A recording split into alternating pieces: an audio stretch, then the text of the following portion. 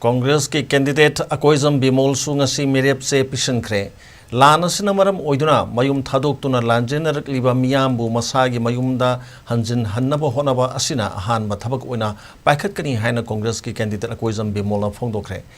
Ngasi Lamphelda leba DPC Office Complex ta Lok Sabha Mikhal gi nomination file toba lakpada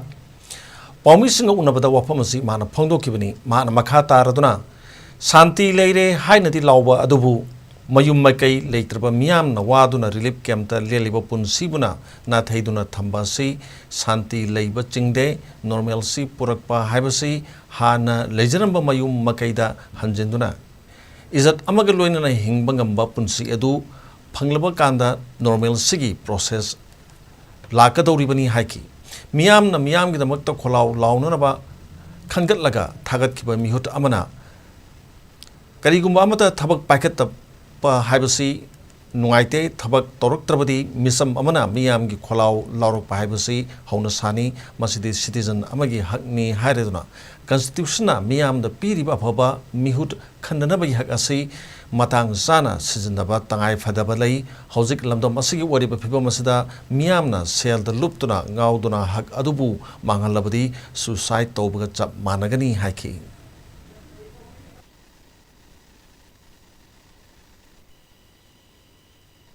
Sasida, Mayumake Tadokuna Lady, Mam, Semoy, Han Lenam, from the Hanjan Bahot Novase, Masina Hambe, the Hanjan Baisisumna, Jugo Chadaba, Umrika Chadu Lady, they should Lajeram Bayumdo Masana, government deciding in the Kandi, whichever process, Amata in the Kandi, in Shotoba, Aduga, Chumna, Chatpadanatana, Izat Lena, Tandu Rita, Punshima Labum, Navahona, Madu Tan. Normalization की process है अदुदे होदोई शांति हलक पैसे मयुम के लिए तब displaced people है इसे को मुई में हम सी ना समाज वाले रगा कोई ना शायद शांति ले रहे है तो after talk to one that will be my first priority